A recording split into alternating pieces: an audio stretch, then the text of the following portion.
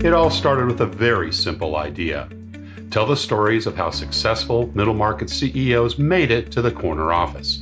I'm Brant Handley, founder and managing director of Resource Options International, or ROI. We're the USA's premier executive search firm focused exclusively on empowering middle market companies to attract, hire, and retain A players while transforming top executives' careers and lives. ROI's Into the Corner office is dedicated to discovering how middle market CEOs advance their career, and we're making these remarkable and sometimes quite unbelievable stories available to you for the very first time. Listen and learn about the challenges they've overcome, the interesting people they've met along the way, and the lessons learned that steered these executives' unique journey into a middle market corner office of their own. I know you enjoy these CEO stories as much as I've enjoyed recording them. So thank you for listening today. And if you like what you've heard, rate us on iTunes or wherever you get your podcasts. I'm looking forward to you joining me on the next great middle market CEO adventure into the corner office.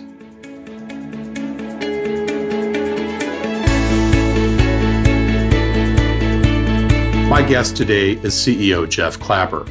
Jeff has been owner and chief executive officer of 8th Walton since 2013, who has its offices across the street from Walmart's home office in Bentonville, Arkansas.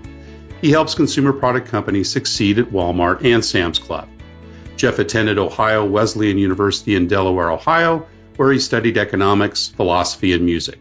Jeff Clapper, welcome into the corner office. Thank you very much, Brent. Great to have you here. And Jeff, we'd like to start with, a little bit about the backstory. Maybe you can tell us a little bit about your early years, where you grew up, and what was your family life like?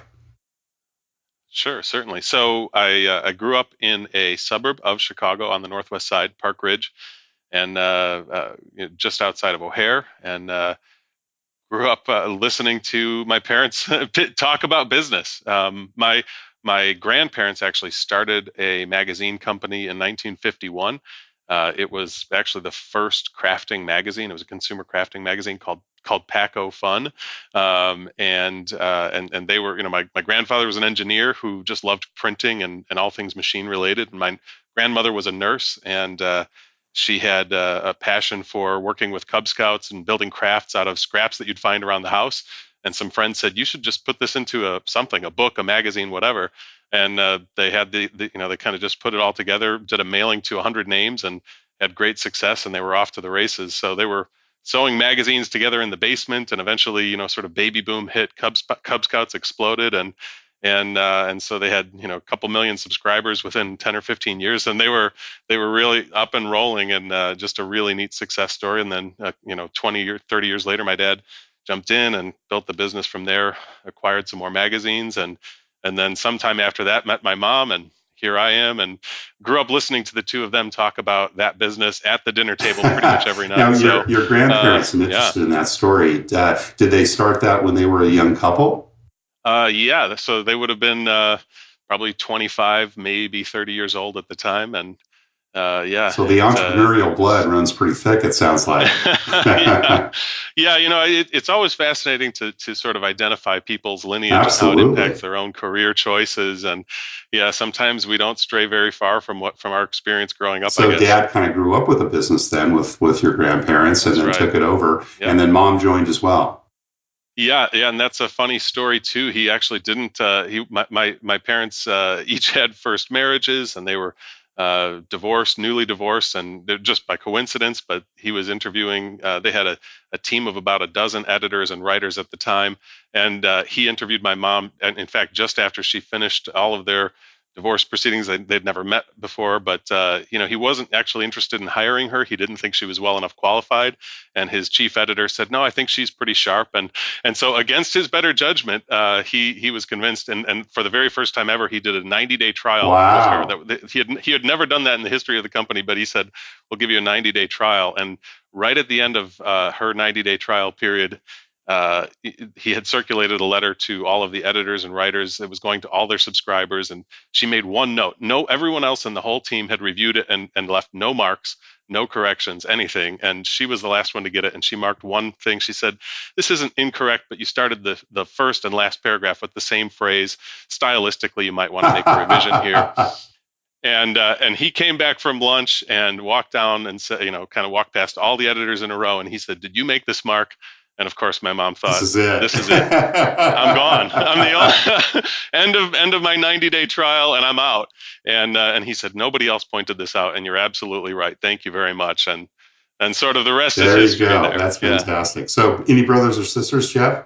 Yeah, so I am the second to youngest Oh my of gosh! six. Wow, big family. And some of that is that sort of yours, mine, and ours relationship. My parents each had first marriages. I've got an older brother and sister from my dad's first marriage, middle brother and sister from my mom's first marriage, and then my younger sister and I came along Two and some two. years Yours, later. mine, and ours. Then. You got it. Yeah, and in effect, the end result is kind of Brady Bunch-esque, where you've got three boys and three girls, but spanning 21 years in total. So it's a nice and we all get along great and get together often. And well, now we live in different places, but it's a great family. Mom and Dad went to college, or were they self-made? Yeah. So my dad went to Cornell and the University of Illinois, and my mom went to a small school in Western Illinois, Augustana College. And of an era where you were going to be a teacher or a nurse or probably, I guess you would call it, a secretary. And she went into education, so she was an elementary school, middle school English teacher for some years, and that kind of set her up for that editorial writing position. She was writing sketches and plays and that kind of thing for Pack of Fun early on. My dad went to study computers. He was actually working in his family magazine business when he was in high school. He was programming punch card computers for the very first subscription system that they had. And he was, that punk, like 15-year-old kid writing into UNIVAC and asking questions that weren't even answered in their first, user manuals. And so out of college, they hired him, and he worked in computers for some years, and then came back and started working in the family magazine business. He must have had some exposure to the family business as he was growing up, I presume. And then they encouraged him to go outside. We've got he was in that in thick in that, because he was still in elementary school when they started it.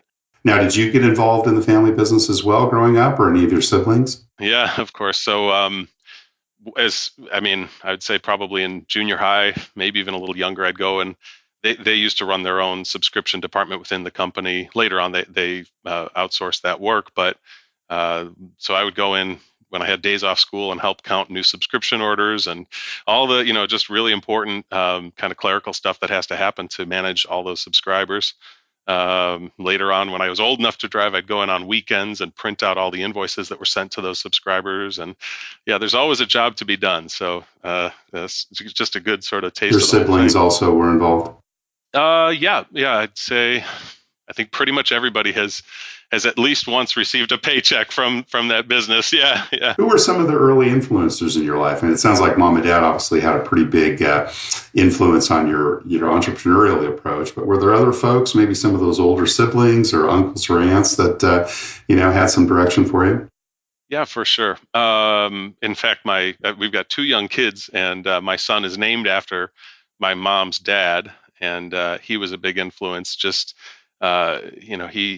his parents came to America from Germany, early 20th century, and in fact, it was again sort of a cultural era where families, if they couldn't provide for their kids, it was not uncommon to leave their kids at an orphanage. So my grandfather and his two sisters were left by their parents at an orphanage in Chicago, and when he was old enough, he kind of left that space and started earning an income working on buildings in Chicago, and just important labor work that needed to be done, and then he went and kind of helped provide for his sisters, got them out of the orphanage, and it was always just very important to work hard and take care of his family. So humble beginnings, but just good, earnest, hardworking people. And I think, he was always just close to the family and prioritized taking care of his family. So a big influence there for sure. Tell us a little bit about your school life. Were you a good student, Jeff?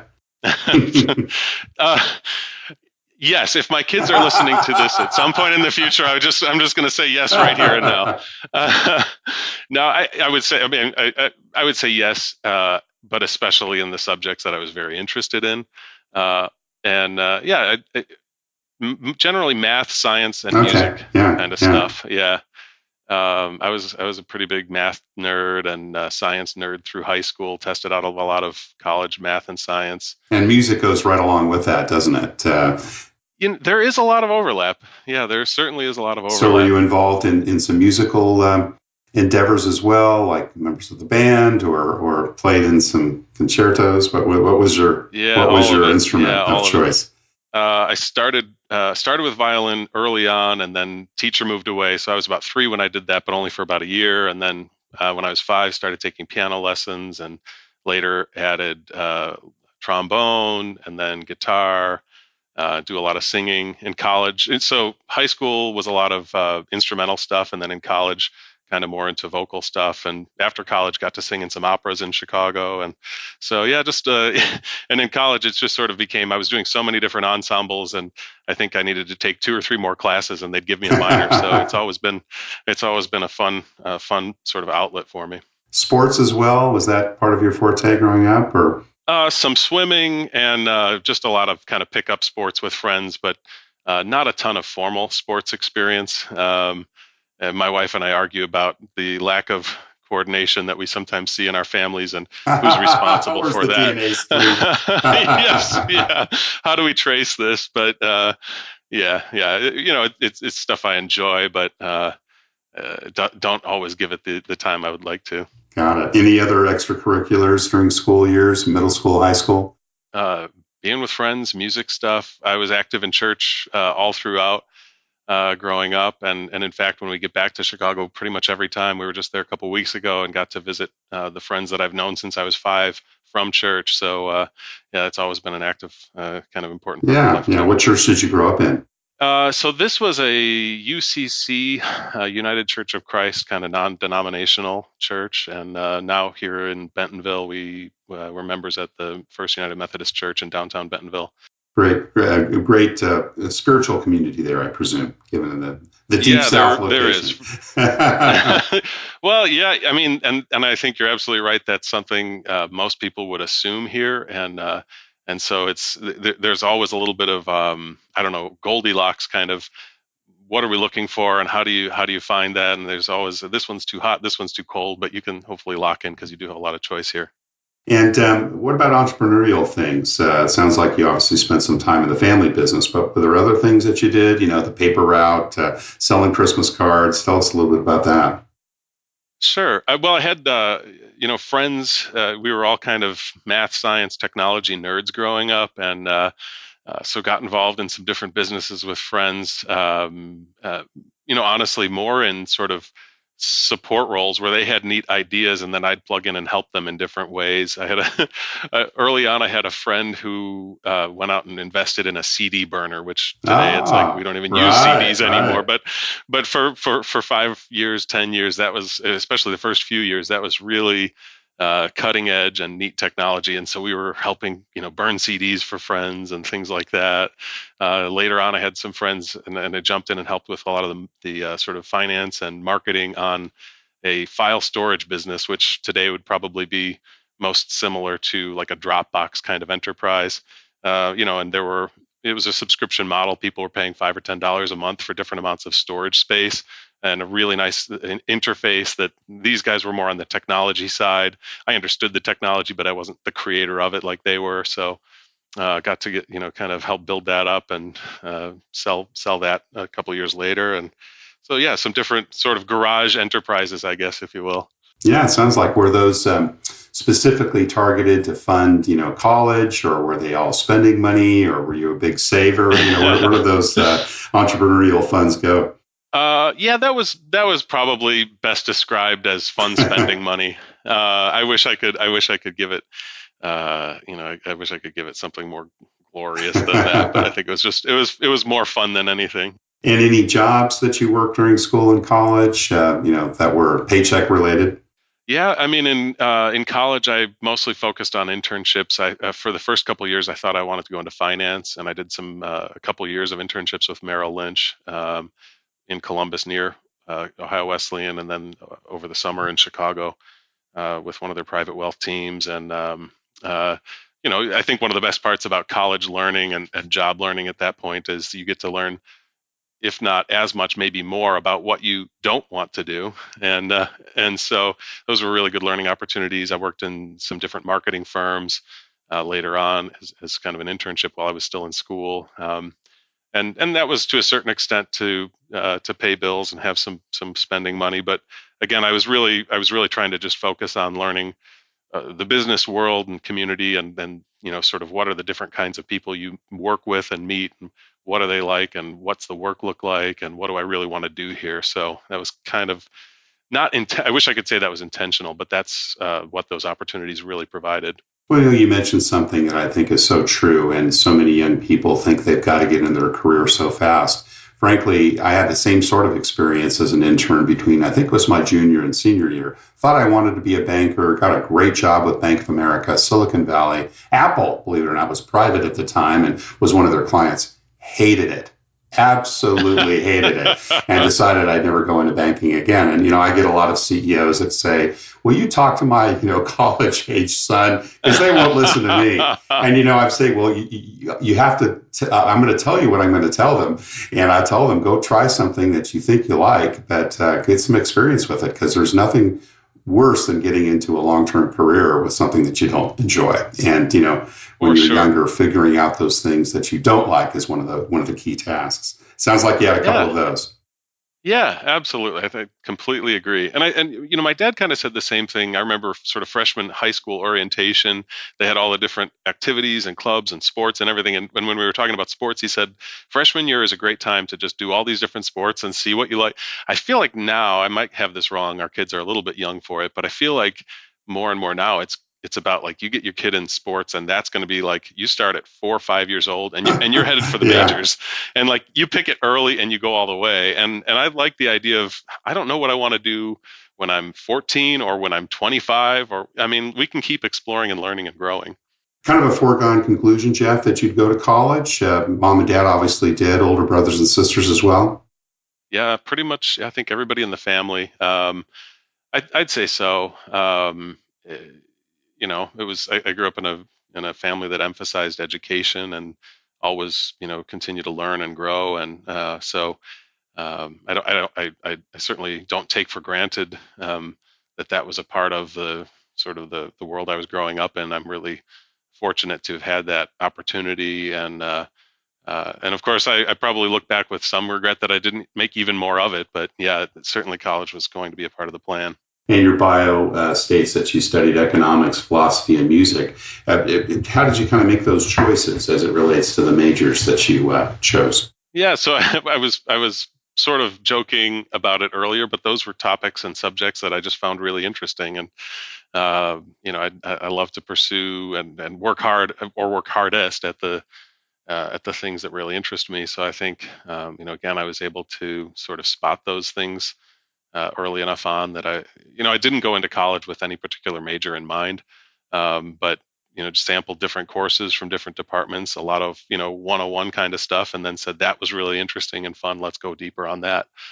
So that's kind of how the economics and philosophy unfolded. And the music minor was, like I said, music was just a big part of my experience. And add a few classes and you got a minor. What was that first job out of college? I worked at an advertising agency in Chicago, and it was a small boutique firm. Actually, let me take that back a little bit. My very first job out of college was waiting tables. I was, a couple of months out of school. I had, did a couple of quick trips with friends, and then I said I need to get the ball rolling and get going on something, and just to kind of get the momentum, I said I'm just going to wait tables, and I did that for about a month, and that was long enough.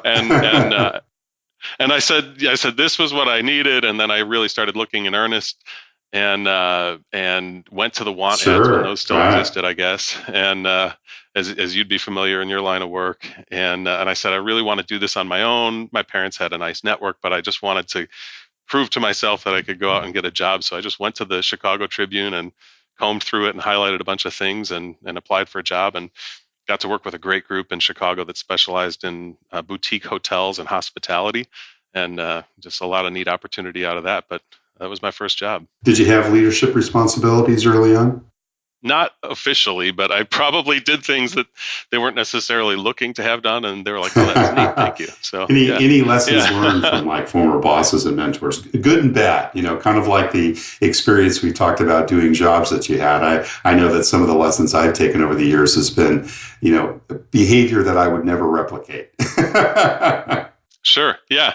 It sort of ties into that internship conversation we were just having. Yeah, what are some things that you don't want to do?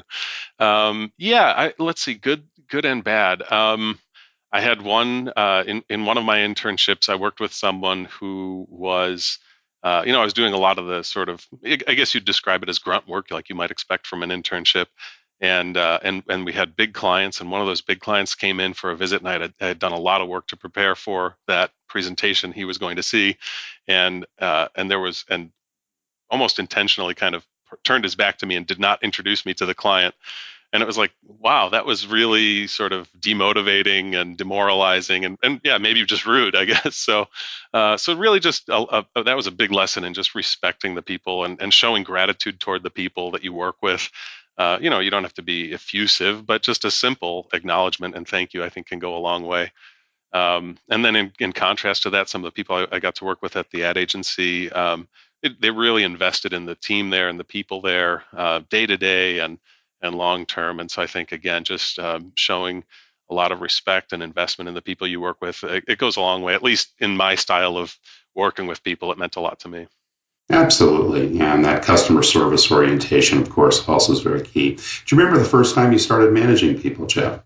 Yeah, probably. Yeah, it would have been with the magazine business. So I was at the ad agency for just a couple of years, and then went into working actually part time at the magazine business and also part time at the church I had grown up at. And so in the magazine business, working with different members of the team on different projects there, and I was probably just too young to really take it on. One of my parents, I think at one point described it as your feet were barely able to reach the pedals. So yeah, and it was kind of the sort of double whammy spot of you're the boss's son, and so there's all the tricky dynamic around that. Any lessons from those early management experiences? Oh man, a lot of things that I wouldn't do again. Those are important.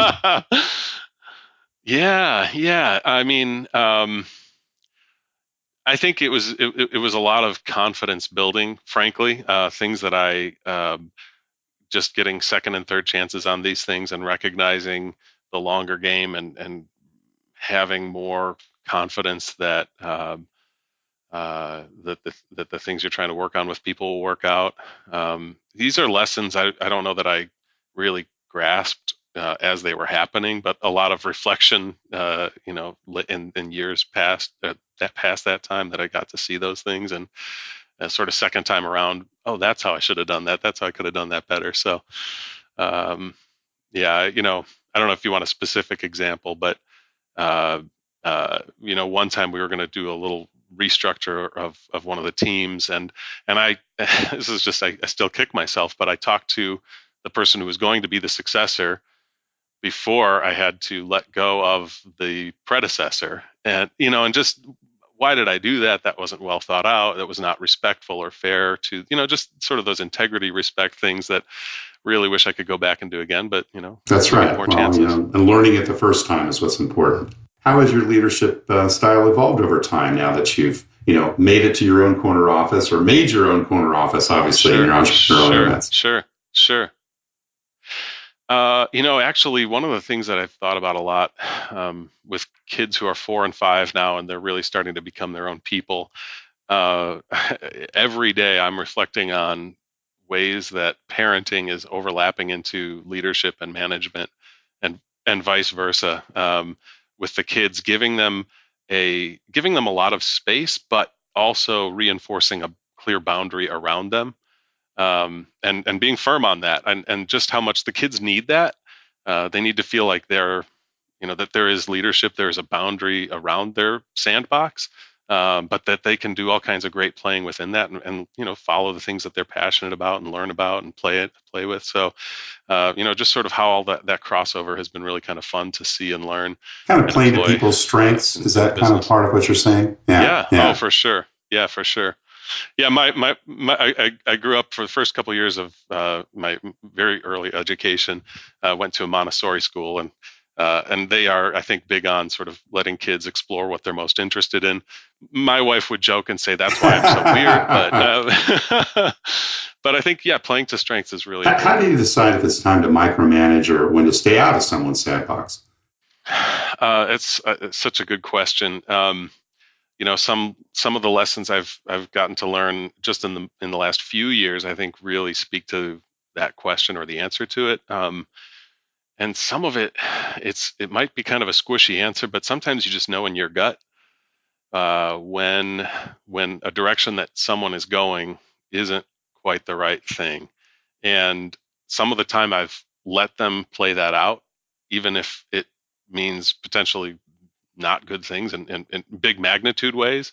And so now I've tried to listen to that more. If there's a part of my head that's still kind of nagging at me and saying, I don't think they're headed in the right direction, and the consequence is not going to be small. I have to You got to keep zoom with it, and in. I can't. That's yeah, that's right. So that's when when I start to kind of feel that in the back of my mind, like that's not right, then I have to step in. And is your style predominantly, kind of giving people the broad strategic stroke and letting them go off on their own? Or do you kind of work very closely in kind of a servant leadership standpoint? How would you kind of describe your dominant style? Yeah, actually, just a few months ago, a friend of mine recommended the book Mm-hmm. Traction, and I don't know how familiar you are with it, but there's a really interesting complement to probably my own style in there, which is to have someone who's kind of more of the integrator, sort of COO kind of role, who's really going to make sure week to week everything is on the rails, and then someone who's more sort of visionary. And the book really deliberately acknowledges that. Kind of freeing yourself to be more on the forefront visionary, and then having that complement, that integrator, to kind of keep things clicking along each week. And so we're really kind of locking into that in a lot of meaningful ways here now. And so I would say that that's still playing out. I'd love to have have a new answer for you in another year or two, but I'd say that's kind of where I'd like to go. Let's talk a little bit about company culture, Jeff. You're 5 years into 8th and Walton. Congratulations. And how many employees today? 20, just over 20. All right, cool. So, you're building a company culture. What are your thoughts about that? How important is it, and what do you do to, kind of form the company culture you're hoping to have at 8th and Walton? Well, this was another exercise really kind of recently started to go through, and I've just found it incredibly valuable, and I've recommended it to a lot of friends in pretty short time. And that was it's a little bit more on the front of the values, what we value here, but the exercise was to think about the 2, 3, 4 people here who I really just think are amazing, and we've got a great team all around. But to think of those just total rock star people, and what it is about them that makes them so wonderful to the business and to the team and to me and to our customers, and then sort of look at the patterns and really like list out those attributes, look for the patterns across all of those people and attributes, and then try to narrow that down to 4 or 5 kind of key values. And that's kind of become the lens that we look at to say, is everybody who is here now sort of along the same alignment with those values, and of course forward looking as we're hiring more people, because yeah, as we're growing the business, yeah, same thing. Does this candidate, that's kind of, we have a lot of deep subject matter expertise in what we do, and that's kind of, I don't want to say it's the easy part, but I think that's the easier part to vet. The more but now we're getting a lot more intentional about, do we have that values alignment as well, because that's the long term. Would you share what those values are, or what those foundational principles are? Sure. I mean, it's integrity. um, it's kind of just working hard. It's being humble. It's having fun. uh, I mean, that's probably who you'd find here in a nutshell: hardworking, happy, humble, just and strong, ready to kind of keep Sounds like a great chugging place to away. work. Yeah, we have a lot. Thank you. No, we have a lot of fun. I mean, sometimes bordering on maybe too much fun, but it's a but it's a Well, what really was good it that group. Mark Twain said, right? Find a job that you love and you'll never work a day in your life. So, It's yeah, it's true. I was I was at the dentist just yesterday, and the woman that I was working with said, did you have to work over the holiday weekend? And I said, well, I did put in a bunch of time, but I really honestly love yeah, what it I didn't do. feel So like it work. didn't. Yeah, yeah. No, it What would didn't. you say is unusual or unique about your culture at 8th and Walton? I would say it's the fact that the people here really care about each other and care about the customers. Yeah, I mean, I'm big on engagement uh, and and I try to, and I think maybe naturally, if I can say, stay pretty tuned into that. I've been in jobs myself where I don't feel engaged.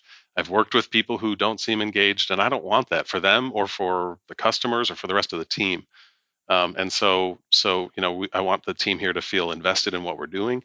And if it ever starts to feel like that's not working with a particular person, I just want to address it head on and find a solution. Either what's it going to take to get reengaged, although I think sometimes that can be a pretty steep uphill battle, or let's find a good, sort of mutual way to move to a new chapter. So I think because of that, you find people here who are very engaged in what we're doing and committed to the endeavor, and just having a good What do you time. look for when you're making bets on the people you invest in?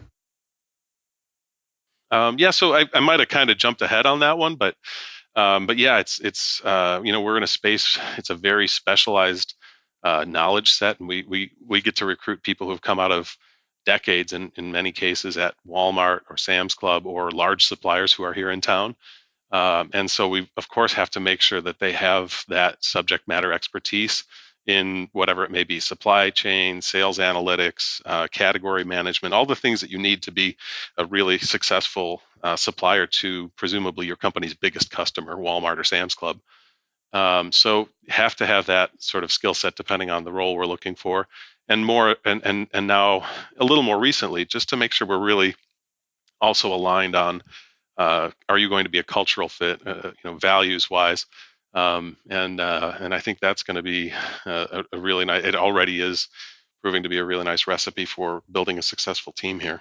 Do you interview everyone that's coming into the organization? I do. And what are some of the things that you do in terms of your interview style? Well, so before every one of those conversations, I just kind of think through again, what's the role, and most importantly for me, I'm looking for that culture or values fit, because there are others who are going to be much better suited to check their subject matter expertise. And so that's really what I'm looking for. And I kind of just run through that in my head. What's the profile of the person who's going to be really a good fit for the company, and a good fit in the role too? I mean, you're going to want in a finance role, you've got a little bit different personality profile for success than you might have in we do a lot of content creation, so that's a different personality. If you had just 5 minutes to interview someone, what would you zero in on? Some of the same questions that you're asking here, just kind of really try to figure out sort of what's their background, what makes them tick, why do they get out of bed in the morning. And I want to make sure, kind of back to that engagement conversation, I want to make sure that they have some level of understanding of what it is that gets them to jump out of bed in the morning, as opposed to like hit the snooze 3 times and then show up eventually. That's important. Well, Jeff Clapper, you've been very generous with your time. We do have one last question for you. We ask all the CEOs, and that's, what career and life advice would you give to someone who has their eyes on their own corner office, or like wants to be an entrepreneur and set up their own company?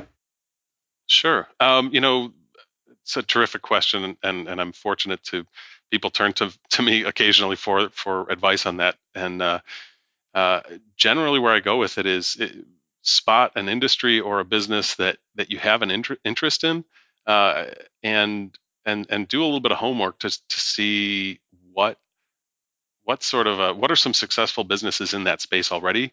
Do some informational interviews with entrepreneurs or CEOs in that space already, and see if you can work towards an involvement in that enterprise. I think there's a lot of news and emphasis around, starting a business in your garage, which when that succeeds, it's terrific. I had a startup in between selling the magazine business and moving here to Bentonville.